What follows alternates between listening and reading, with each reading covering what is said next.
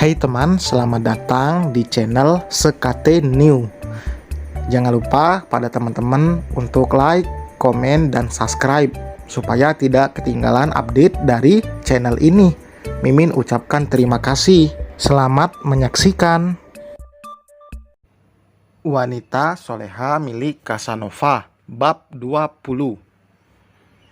Rafael mencekal tangan Safa saat wanita itu berjalan melewatinya. Kenapa? Boleh peluk kamu nggak? Sebelah alis Safa terangkat. Kalau nggak boleh, aku maksa. Ya.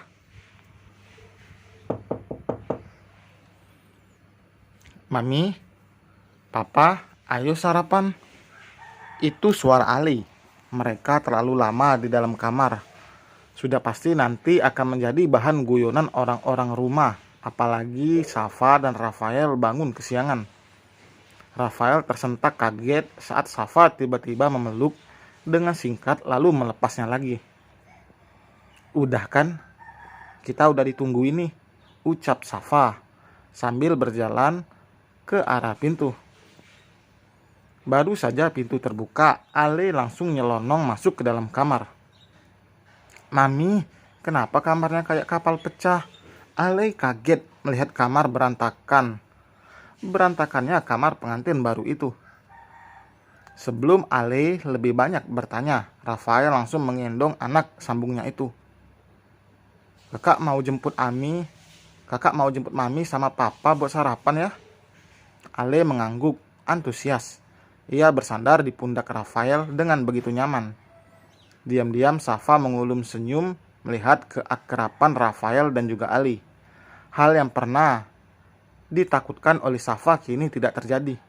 Dulu ia takut jika menikah lagi, maka suaminya tidak bisa menerima anak-anak dengan baik. Bagi Safa, anak-anak yang paling terpenting. Bahkan Safa sempat berpikir untuk tidak menikah lagi. Yang penting ia membesarkan anak-anak. Manusia bisa berencana, tetapi Allah yang menentukan. Sebaik-baiknya rencana manusia, jika bukan jalannya, maka tidak akan didapatkan. Mereka bertiga turun ke lantai 1 karena yang lain sudah menunggu di sana untuk sarapan. Safa berharap tidak ada yang menyinggung soal malam pertama. Bisa-bisa wajah Safa merah seperti tomat. Udududu, pengantin baru. Alika tersenyum lebar melihat wajah penuh kebahagiaan dan bersemuh merah karena malu sepasang pengantin baru itu. Umi, dengan suara lembut Syafiq menegur. Ia tahu istrinya suka sekali menggoda. Jahilnya Alika memang tidak hilang. Kenapa? Umi cuma bilang pengantin baru kok. Udah, ayo sarapan. Bu Yuni tidak ikut bergabung karena ia mengantarkan keluarganya ke bandara. Tadi Bu Yuni sudah datang menanyakan Rafael. Namun karena Alika mengatakan Rafael dan Safa belum keluar dari kamar, maka Bu Yuni memutuskan untuk pergi tanpa sang anak. Keluarganya juga memaklumi pasangan pengantin baru itu. Karena keluarga lain juga memiliki kepentingan dan tidak bisa berlama-lama dan pulang pagi-pagi sekali. Alika juga tadi sempat membicarakan soal bulan madu pada Bu Yuni. Safa dan Rafael harus bulan madu sebelum mereka sibuk dengan pekerjaan masing-masing. Karena nanti akan sangat sulit untuk mencari waktu untuk mereka berdua. Kakak bisa makan sendiri. Ale menolak saat akan disuapi oleh sang nenek. Kakak udah besar ya? Iya, kakak udah besar, makanya pengen punya adik lagi. Mendengar ucapan polos Ale membuat sendok di tangan Safa terjatuh dan Rafael langsung terbatuk. Minum, Pak. Melihat Rafael terbatuk membuat Ali sontak menyodorkan gelas berisi air putih pada lelaki itu. Makasih ya, Rafael tersenyum lalu meneguk isi gelas itu hingga tersisa setengah. Kalah sama anaknya, ledek Alika. Masa iya aku saingan sama anak sendiri, Mi? Saud Safa. Sekarang kamu udah gak ngurusi diri sendiri sama anak-anak lagi. Ada suami kamu yang harus kamu urus dan kamu perhatikan, bisik Alika. Safa hanya membalas dengan anggukan dan mengembalikan nasi dan mengambilkan nasi untuk suaminya. Jangan sampai ia lupa seperti Rafael tadi pagi. Lupa jika sudah menikah. Kewajiban Safa kini bertambah dengan melayani suaminya. Dari sekarang Safa sudah bisa menebak jika Rafael nantinya akan menjadi bayi besar yang manja. Bisa saja manja seperti anak-anak atau bahkan melebihi mereka. Hal seperti itu sebenarnya harap dimaklumi, karena mantan Casanova itu sudah menjadi jomblo 10 tahun lebih. Sekarang ia sudah bebas untuk minta disayang-sayang oleh istrinya. Mau lauk apa? Tanya Safa pada Rafael. Capcay sama udang goreng aja. Mami suapin. Bian merengek pada Safa yang baru saja menaruh piring di depan Rafael. Iya sayang, makan sayur juga ya. Kebiasaan seorang ibu sebelum dirinya makan, maka ia akan memastikan anaknya makan lebih dulu. Gak mau, jawabnya sambil mengangguk. Gak mau kok ngangguk. Ayo anak pinter. Safa berjalan mendekat pada Bian yang duduk di sebelah Safik. Rafael yang melihat itu mulai berpikir jika ia harus bisa belajar bagaimana membujuk anak agar mau makan sayur. Apalagi terkadang anak memang paling susah makan sayur, padahal sudah dibiasakan dari kecil. Namanya juga masih anak-anak. Sifatnya seperti ini memang wajar. Anak-anak membantu orang tua untuk melatih kesabaran dalam mengasuh dan mendidik. Rasanya Rafael ingin menyuapi istrinya itu, namun keberadaan mertuanya membuat Rafael harus mengurungkan niat. Ia masih malu untuk melakukan hal sejauh itu.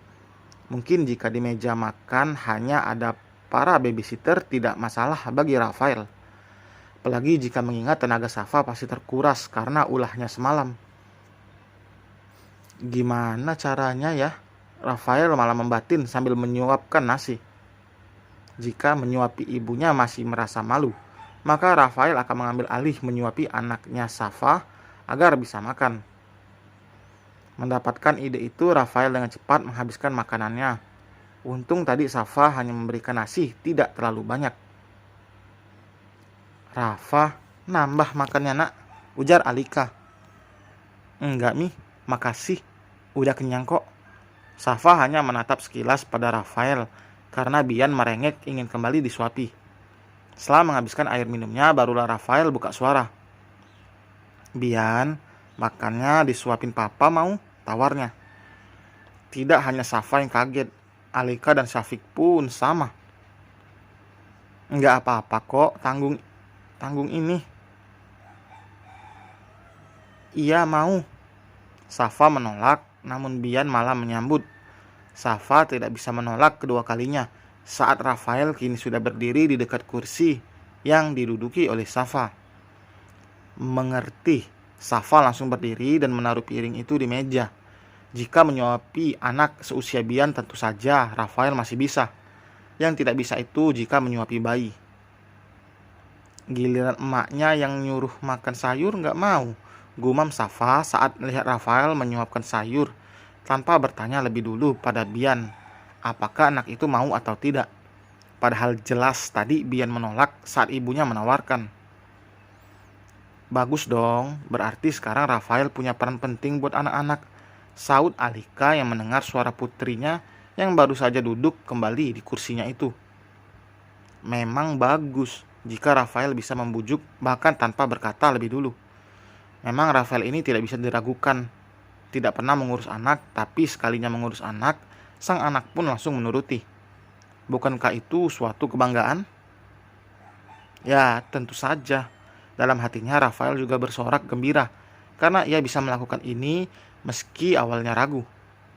Selesai sarapan, semua piring-piring kotor sudah menumpuk. Itu bagian Lia untuk membersihkannya karena tadi masak tugas Eni dan bersih-bersih tugas Santi. Rafael, Syafiq dan anak-anak sedang berada di depan rumah tamu. Hana, Matiin dan juga Bai baru datang. Sevim juga ikut mereka karena anak itu mengatakan ingin tidur di hotel bersama dengan sang kakak. Akil pun sama, tidur di hotel karena rumah Safa sudah sangat penuh. Dan rumah Rafael pun oleh keluarga jauhnya sudah penuh. "Umi, kemanain semua baju-baju aku?" tanya Safa. "Ada kok. Kenapa dikeluari dari lemari?" "Nggak ada kerjaan, makanya Umi keluari baju-baju kamu itu," jawab Alika seenaknya. Ia sudah bisa menebak jika misinya berhasil. Beginilah jika memiliki ibu yang usianya masih muda. Jahilnya tidak ketulungan. Tapi di waktu lain, Alika juga bisa menjadi teman curhat. Seperti halnya seorang anak-anaknya. Seperti seorang teman untuk anak-anaknya. Bisa dibilang, Alika itu Umi seperti Besti. Ia melakukan itu dari dulu karena tahu dan pernah mengalami jika anak-anak akan lebih nyaman curhat pada teman daripada orang tuanya. Makanya karena sudah tahu, di waktu yang tepat Alika menempatkan diri sebagai teman. "Terus rencana Umi apa lagi?" Safa bertanya dengan bibir mengerucut karena kesal. Sebenarnya meski tanpa ada drama baju tidur, Safa akan tetap melayani suaminya. Baju tidur hanya memperpanjang drama di malam pertama mereka saja. "Buat apa ngasih tahu? Ini rencana Umi kok." "Iya, itu emang rencana Umi, tapi aku yang jadi pemeran utamanya." "Ya udah, Umi bocori cluenya." Honeymoon. Dahi Safa langsung berlipat membentuk kerutan. "Honeymoon? Itu bukan clue, Mi." "Siap-siap. Pesawat kalian 3 jam lagi take off." Mata Safa membuat sempurna. "Umi kok nggak bilang-bilang sih?" "Nggak bilang gimana? Barusan itu Umi bilang apa coba? Udah cepetan siap-siap, baju kamu ada di kamar Bian." Safa menghela napas berat. Ia tidak memikirkan dirinya sendiri, yang dipikirkannya anak-anak.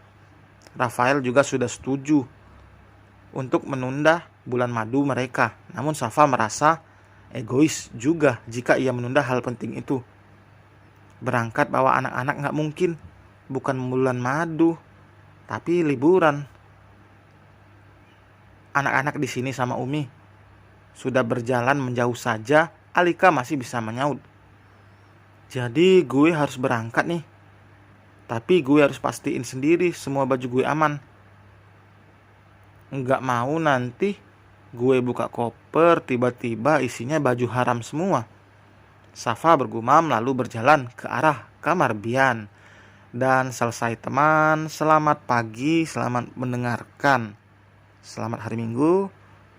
Sampai berjumpa di bab berikutnya. Jangan lupa like, komen, dan subscribe. Berjumpa lagi di bab 21. Bye.